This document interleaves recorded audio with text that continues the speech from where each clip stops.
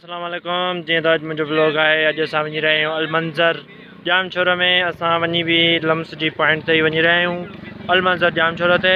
जी जी मुझा सब दोस्त अस तैयार थी वनूँ था। उते मिट्टी या मिट्टी होंगी खबर न थन हाँ वही मिट्टी थन तैयार थी हलन था। खबर भी अथन उते मिट्टी होंगी जाम तदें भी ही असो तू इंट्रो करन ये असा भट्टी फार्मेसी में पढ़दो आ 2020 के बैच में। भट्टी है बाइकर्स है जतोई जतोई जतोई जतोई ऐं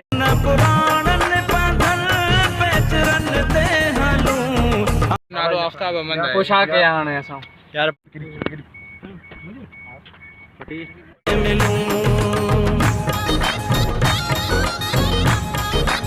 सब दोस्त तैयार थी हाणे हाणे हाणे असां वञी रहिया आहियूं अलमंज़र जाम छोर वञी रहिया आहियूं। असांजी पॉइंट भी अची वई आहे बाबा अलमंज़र जाम छोर वञी रहिया आहियूं।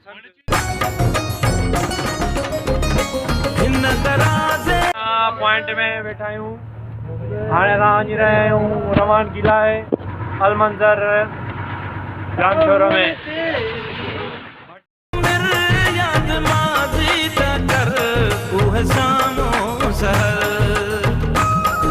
फाइनली दोस्तों हाणे असां पहुची विया आहियूं अलमंज़र जाम छोर में। त हाणे ॾिसूं छा सीन आयो। त मां बि पहिरियों ई दफ़ो आहियां हिते अलमंज़र ते। हाणे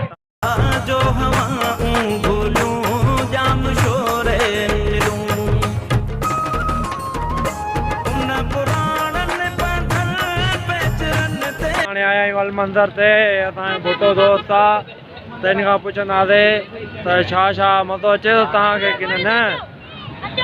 ओ बाबा तव्हां छा चवणु चाहींदव? ॾाढो मज़ो आहे, ॾाढो सुठो माहौल आहे, ॾाढी सुठी मौसम आहे, ॾाढा प्यारा प्यारा माण्हू असां गॾु आहिनि तव्हां जहिड़ा। ऐं असांजे बाक़ाइदा वॾो सीना ऐं असां हेॾे हीअं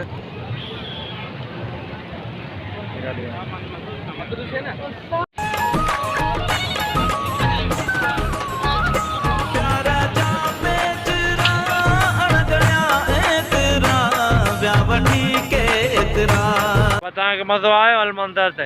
अदा ॾाढो मज़ो आयो। ॾाढो मज़ो आहे ॾाढो मज़ो आहे। अहिड़ी आउटिंग थींदी रहे न असांजी। बिल्कुलु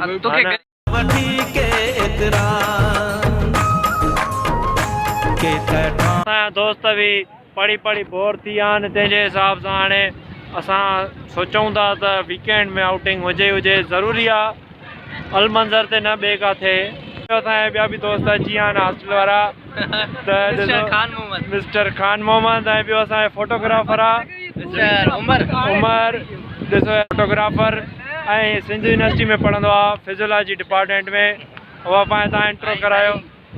आया आहिनि पर फोटो कढाइण ते हणणा कई अथऊं जहिड़ो मुंहिंजो हॉस्टल ते चढ़ो हिते हा मोबाइल में लॻो पियो आहे संगत।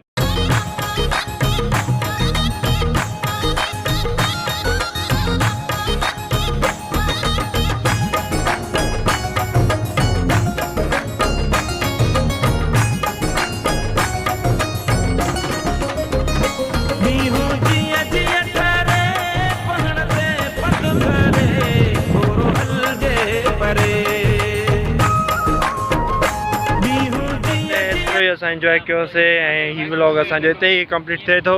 त हीउ व्लॉग हिन व्लॉग खे लाइक शेयर कमेंट और सब्सक्राइब करणु न विसारींदा। Thank you very much for next video. Thank U.